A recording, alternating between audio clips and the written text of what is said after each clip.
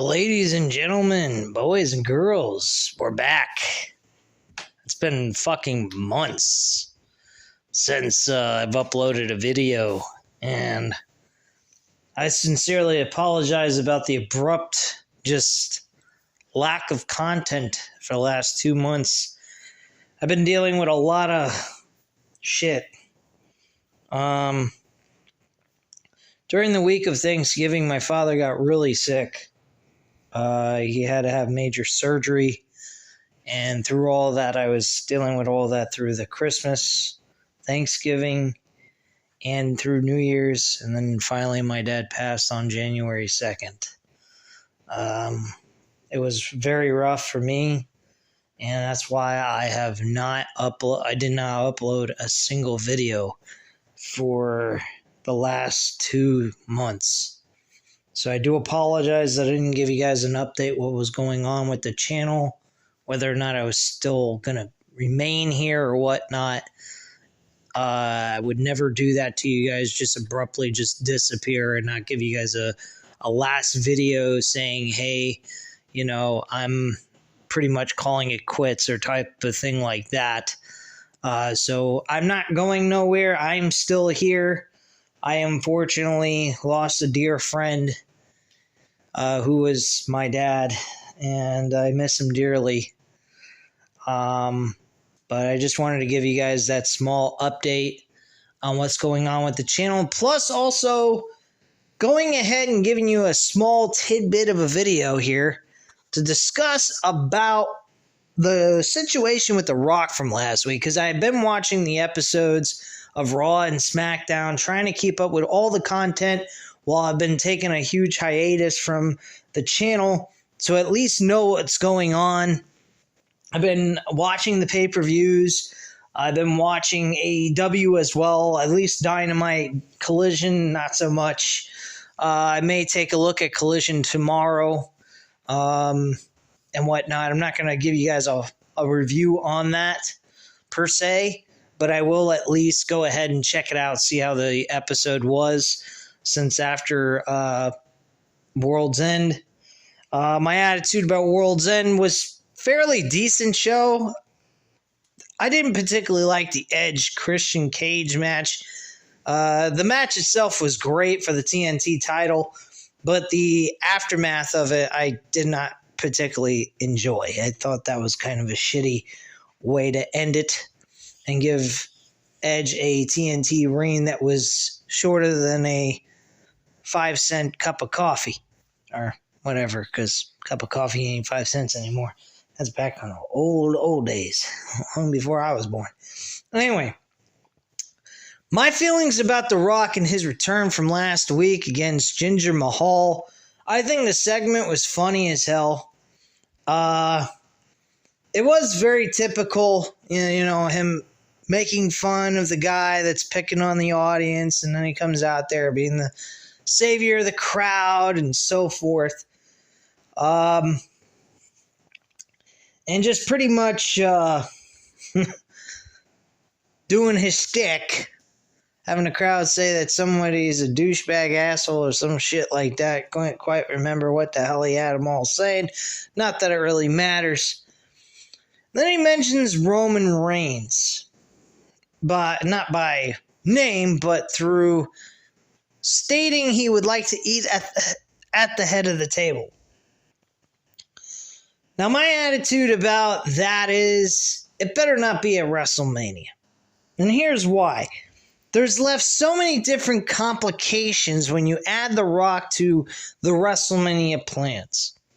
The two main events are real simple. Seth Rollins, CM Punk for the World Heavyweight Championship, and Roman Reigns and Cody Rhodes for the WWE Championship or WWE Universal Championship. Whatever you want to fucking call it, I don't care. To me, it's the WWE Championship that Roman Reigns is holding in his hands. I feel personally that Rock, yes, is a mega draw. Absolutely, without a shadow of a doubt. If you don't think he is, please get the fuck off my channel. You're an idiot. He's a mega star. He can pretty much do anything. He's multi-talented. I'm pretty sure he could give us a fairly decent match main event with Roman Reigns. But do I feel that this is absolutely necessary for WrestleMania? No, I do not. I don't think this is something that needs to happen. It's been drawn out for far too long. This match should have happened last year, and we could have had Cody just building himself up as time went on and then win the Royal Rumble this year, and we could have had that match take place last year, but we didn't. Okay, great. So Endeavor bought out WWE. They're owned by Endeavor, WWE, and Vince McMahon's no longer in charge. So, okay, we got Vince McMahon out of the picture. We got a lot of things that are possible here that could turn out to be really great stuff. But the problem is you're leaving Cody Rhodes out in the cold. And if you shift or, change things up, like Roman Reigns faces The Rock for the WWE Championship, and then we have Cody versus Seth Rollins for the world title, and CM Punk versus Stone Cold Steve Austin out of the blue, which who the fuck believes Stone Cold Steve Austin's going to come out of the woodwork for a second time match in the last 2 or 3 years? I don't think that's going to happen. I'm sorry. He did it at WrestleMania 30. He ain't doing it for WrestleMania 40. It's been 2 years since he got back in the ring, and he didn't really do a whole lot of anything. He didn't take any really major bumps from Kevin Owens. Kevin Owens took most of the bumps and an ass beating by Stone Cold Steve Austin. So let's not get it twisted here, okay? I don't believe that we're going to see Stone Cold Steve Austin come out of retirement so he can face CM Punk and give him a rub. I'm sorry. And if that is going to be the case, CM Punk and him would have to take bumps. Stone Cold Steve Austin ain't taking bumps. So I don't think we're ever seeing a Stone Cold versus CM Punk match ever taking place. And the whole point of signing CM Punk, I'm sure was part of his contract, is he gets a main event WrestleMania match. And at least now that they're doing 2 nights, he can at least have one of the 2 nights where he's the last match on the card. So, with all that being said, I truly don't believe that we are going to see any shift in change of any kind. I don't believe Cody is going to get shafted here. The best option here is Roman Reigns versus The Rock at the Elimination Chamber in Australia. It's a major event. It's in a stadium-type atmosphere that resembles WrestleMania in a way, and it's a foreign country where the last time The Rock actually performed was back in 2002. That is over 20 years ago. That was the last time WWE had The Rock at Australia. I mean, that's fucking huge. 20 plus years in the making. He's making a wrestling appearance since 20 plus years ago. I mean, I think that's a very big, important marquee match for Elimination Chamber. Turned into from just some regular, ordinary Elimination Chamber pay-per-view to a major, major buy. Hell, if this was pay-per-view buys, I would even buy the damn pay-per-view. I guarantee you, if we were doing pay-per-view buys back in the old days, which I think sooner or later we will once it's shifted over to ESPN Plus, we are going to have to buy the pay-per-views. Now, my ass ain't buying no fucking pay-per-views. My ass will go to a sports bar and watch damn shows, so I don't have to pay all that fucking money. But point being is that rest assured that this is by far a pay-per-view buyout if you were to purchase it on pay-per-view. Huge, huge fucking way of doing things. It's making Endeavor look really happy, or not making them look, making them really happy by booking things like this. Making every single pay-per-view event important, because it should be. I have got to admit to you guys, I am so tired of the predictability of when a title change can happen. The way title changes seem to happen nowadays, at least with the major championships, minor championships like the Intercontinental and the United States Championship, they don't usually change on the big 4 pay-per-views. But it seems to me like the world titles only change hands during a major pay-per-view event like WrestleMania, Royal Rumble, SummerSlam, and once in a blue moon Survivor Series, but Survivor Series isn't really pressed as a championship type of pay-per-view. It's more about war games than anything else. There's very few title matches, mostly mid-card title matches anyway. So it's not really that big of a concern when it comes to titles on the Survivor Series cards. But in most cases, these titles are changing hands at either SummerSlam or WrestleMania. Once in a blue moon on the Royal Rumble card. Most of the time, the Royal Rumble is looked at for the who's going to face the champion at the WrestleMania pay-per-view event.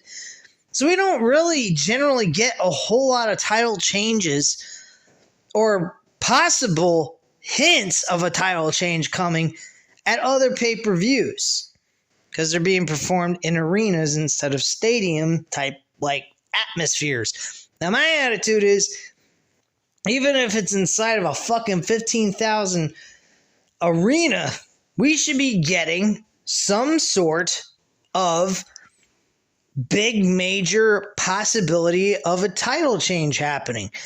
I mean, look back in the days during the Attitude Era and Ruthless Aggression Era. You could get a title change on any fucking pay-per-view you watch. Plain and simple.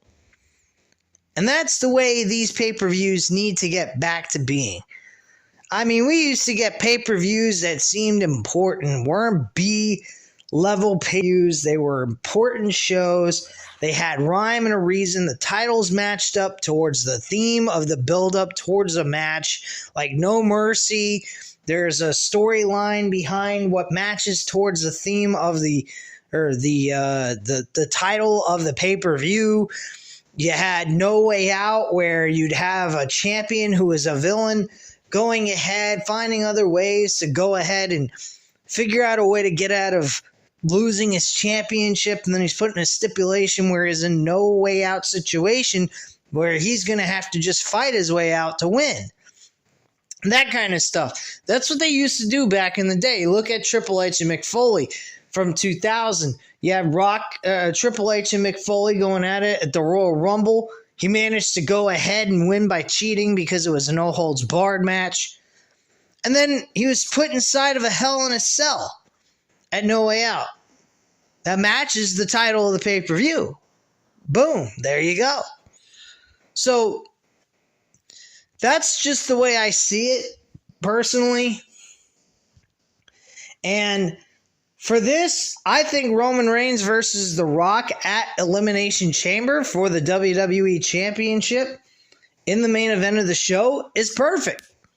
I think Cody Rhodes, unfortunately, should win again. I know some people may think that that is idiotic. Why would you do that? Here's why. Because it leaves a lot of complications and issues. I'm making sense of why Cody Rhodes would even be able to get a shot against Roman Reigns at WrestleMania through the Elimination Chamber concept. The Elimination Chamber concept for the 6 men that are going to be in it are going to be winning an opportunity on the same brand that they're on. The Royal Rumble allows you to choose whichever brand you want to go to challenge that champion.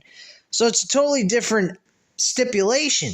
So Cody needs to win this Royal Rumble. It is a must for him. Now, to make things even worse for him and put him through a lot of controversy, a lot of adversity here, I think Shinsuke Nakamura needs to win tonight. I think he needs to beat Cody Rhodes. Not clean. I think he needs to figure out a way to cheat, win, and boom. Cody Rhodes is then told the next week on Raw that he's going to have to be placed as the first guy in the Royal Rumble because of the fact he has been on he's lost in important matches. or in some capacity, I think they should just throw him in the number one spot. I know it's predictable, but it's a journey that you'd be putting him through 29 other men for an entire hour against the odds being stacked against him. Then you go ahead, you have him win the Royal Rumble by pure luck. He throws Shinsuke Nakamura out of the ring during the Royal Rumble match to get the revenge loss that he had. And we move forward from there throughout the rest of the Royal Rumble. You could have Cody versus CM Punk as the final two, and Cody eliminates CM Punk. And then Cody goes on. He's asked, who would you rather challenge? Obviously, it's going to be Roman Reigns. So Roman Reigns has got The Rock and Cody sniffing down his neck. He's got Rock to worry about the first pay-per-view coming up leading towards WrestleMania. And following that, he's got to face Cody Rhodes, who almost took his damn title last year and should have won, but got screwed because of Solo Sikoa interfering in the match. Now, I think that is the best process to do this. Have CM Punk win the Elimination Chamber and face Seth Rollins for the World Heavyweight Championship. That's just my viewpoint. CM Punk winning the Royal Rumble would be interesting. It wouldn't be a bad choice. I'm not saying that would be a terrible idea. I'm not a fan of CM Punk, so don't get it twisted. I have not changed my mind about him. Do I find him to be entertaining, the character CM Punk? Yes. The person, not so much. I don't like CM Punk, the person, because he is a fucking douchebag. He reminds me too much of Hulk Hogan, personally. But do I think he has a lot to offer to the wrestling business? Yes, but I think also he's a very untrustworthy and fucking hypocritical asshole. Just putting it out there for you to understand. But with all that being said, CM Punk winning the Royal Rumble would be fine, but at the same time, it does leave logic gaps. It leaves storyline issues. And that's why I think Cody should win the Royal Rumble to fix those issues so that we can make sense of why Cody is able to challenge for the WWE Championship against Roman Reigns. That's the only reason why I would say Cody should win a second year in a row. If it was up to me and there was no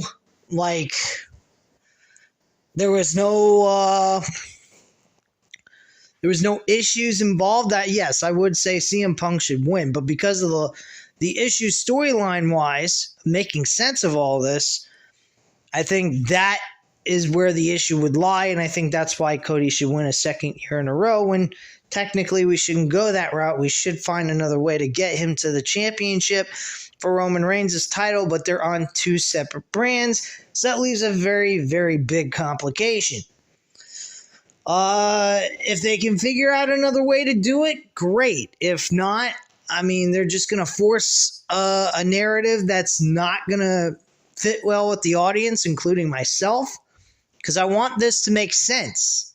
And I think Cody winning the Royal Rumble would make more sense, because then that gives him the flexibility to choose between the world title and the WWE Championship, and obviously have Roman be challenged by Cody Rhodes for the WWE title at WrestleMania. Then Roman defends the title at Elimination Chamber against The Rock. Rock loses, and then Roman goes on to face Cody, and Cody defeats Roman Reigns for the WWE title. Have CM Punk win the Elimination Chamber match itself, and boom, he's challenging Seth Rollins for the world title, and he gets his main event spot in night one. And there you go. Problem solved. But anyway, guys, that's all I have to say at this time. If you guys did enjoy this video, by all means, go ahead and hit the like button, hit the subscribe button if you're not already subscribed to the channel, and leave a comment down below. I'll definitely get back to you on that. I thank you guys very much for watching. I will be watching Monday Night Raw tonight, and I will provide you guys a live stream review tomorrow and give you guys a notification about that sometime. I'll probably do the review at 8:30 tomorrow, like a normal time for Random Wrestling Talk. So we will be here live tomorrow for the WWE Raw review. I'll speak to you guys then. All right? Speak to you later. Bye.